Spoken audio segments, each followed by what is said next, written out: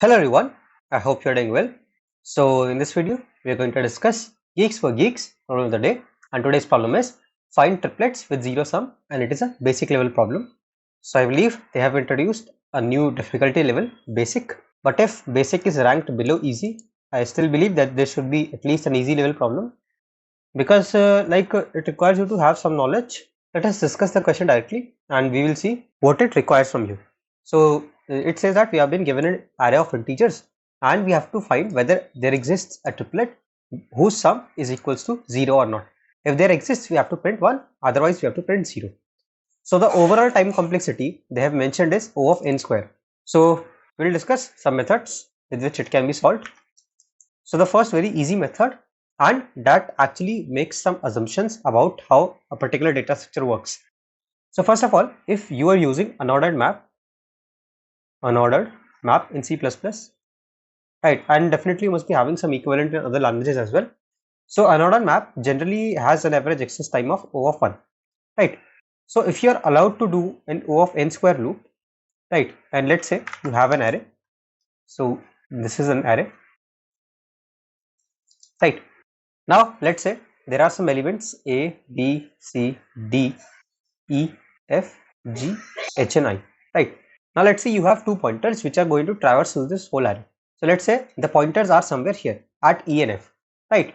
And you want to find out whether there exists a third number. Let's say you are adding E and F and you want to find a third number X such that their sum is 0. So obviously this value of X is going to be minus of A plus F, right? This is going to be X.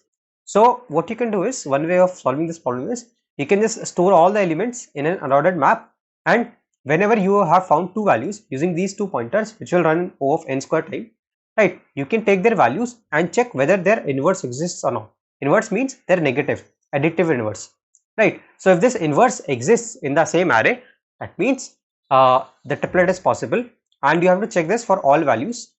So this accessing time or finding this value of X will work in O of 1 time, assuming that unordered map works as intended. So this will help you to solve this problem in O of n square. So if I just have to write some pseudo code as well. So there will be one loop for I variable, and it will be from I0 n. The second loop will start from j, and it will be from I plus 1 until n. And then you have to check whether this value, let's say array of I plus array of j and the negation of the whole of this value, does this exist or not? If this exists, that means a triplet is possible. So this is one way of solving this problem. So this way is like pretty intuitive, but the other method requires you to have some decent knowledge of two pointers or two pointer sum, which is a very standard problem, right? So that problem is easy, and we'll see how we can use the two sum problem to find our answer in this case, where we have three variables. So let me just remind you of what a simple two sum problem is. So basically you have been given a target, right? Now in O of n time you have to find whether there exists two element in this particular array whose sum is equal to this target value or not, right? So basically what we do in this particular approach is we first sort the array, right? Let's say this is the sorted array. Now one pointer will be here and the other pointer will be here, right? So now what I do, if I want to form this target, what I would do is I will calculate the current sum of these two pointers. So currently it is 7. Now if my 7 value or the sum value is less than target, that means I have to somehow reduce this. So one way of reducing the sum is moving this right pointer one step to the left, right? So what will happen is this pointer will move to an overall smaller value and the overall sum is going to decrease. So you see 5 plus 1 is now going to be 6, right? So if it is still less than the target, I can again reduce this pointer and make it here. So again the sum will get reduced to 5. Now there might be some condition with this sum is greater than target. So what happens in that case? In that case I would want to increase the overall sum, and one way of doing it is moving this pointer to the left. So what happens, this pointer will come to an eventually greater value and the overall sum will get increased, right? So this is how you just keep adjusting both of those two pointers, and if at any point you find that the value of array of I plus array of j is equals to my target, that means you have found two valid pointers with a target value. And if you don't find such two pointers, that means the answer is not possible. So this is how you generally apply these two pointers to find the target value in a two-sum problem, right? So this was very simple and easy, right? So let's see how we can modify this problem to suit our current problem. So our current problem says that we have to find three integers x, y and z such that their sum is equal to 0. Now what I can do is I can try to fix one of them. So I will make a simple for loop. I make a simple for loop, let's say from I0 till n, and I will traverse through all of those values. Now let's say I set my x is equals to array of I, right? Now I will take two pointers similar to this particular problem, and those two pointers will be j and k.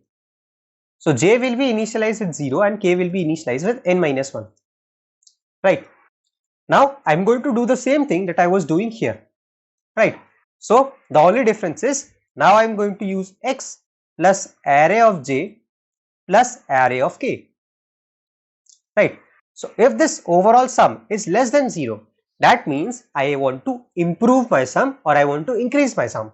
I can do that by incrementing this j pointer, right? But if this x plus array of j plus array of k is greater than 0, that means I want to decrease my overall sum, and I can do that by decrementing this k pointer, right? So you see one of my pointers is fixed and the other two pointers are moving just similar to what we were doing here, right? So it is the same approach, it is going to work in O of n, right? So moving these two pointers j and k will work in O of n, and we also have this one for loop outside, so it is going to work in O of n as well. So the overall time complexity is O of n square, right? So this is how this problem can be solved with two pointers. Now similar to the approach here, it is exactly same. It's just that the comparison has changed a little bit. Instead of comparing it to some target, we are comparing it to a value called 0, right? So if it is less than 0, I want to increase the sum, so I can do it by incrementing this j pointer. Otherwise I want to decrease the sum, and I can do it by decrementing the k pointer. And if at any point the sum becomes 0, that means I have found my answer. So now apart from all of these things, we also have some little implementation details, but I want to show it directly to you from the code. So let us have a look at the code now. So what I've done is I've initially sorted the whole array, because for this particular approach to work, you already need to sort the array because of the assumptions we make. If you remember, when we want to increase our sum, we increment our I pointer. So our sum will only increase if the next element at the I is greater than the previous element, right? Similarly for the j pointer, when we want to decrease the sum, we decrement j.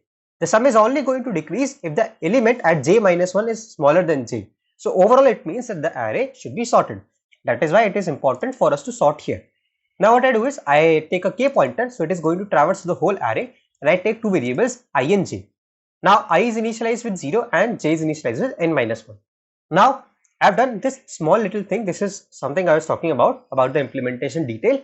So you see, we want to find a triplet, right? So I cannot use two pointers at the same position. So if I is equals to k, I am going to shift I to the next pointer, because I don't want I and k to be at the same place, right? So I increment my value of I. Similarly, if j is equals to k, I decrement my value of j so as to find the next value of j, right?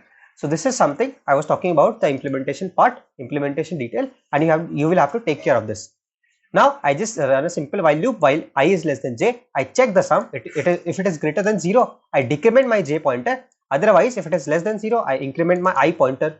Otherwise, if it is equal to 0, I can just directly return 1 from here or 2 from here. Now after incrementing I or decrementing j, there might be again a case where I is equals to k, so I increment I again, because I don't want them to be at the same position. Similarly, for j is equals to k, I decrement the value of j, right? So you just have to add these two lines here and here, right? So at the end, if I have not found any possible answer, I can just directly return 0, and this would be my final answer. So I'm just submitting it so that you know that this particular approach works, and this is absolutely correct. So you see, it passes all the test cases and it is correct. I hope that you guys were able to understand the solution. If you guys did, then consider dropping a like on this video, and don't forget to share your thoughts in the comments, because your engagement with this particular video really helps the YouTube algorithm to understand that this video is actually helpful for you, and it will be able to reach more number of people like you who want to keep solving new problems. So I see a lot of people who watch these videos have not subscribed yet. In case you're one of them, then definitely consider subscribing. It's always free, of course, and you can always unsubscribe if you don't find the videos interesting later. So share this channel with your friends. Until the next video drops, keep coding, stay safe, bye bye.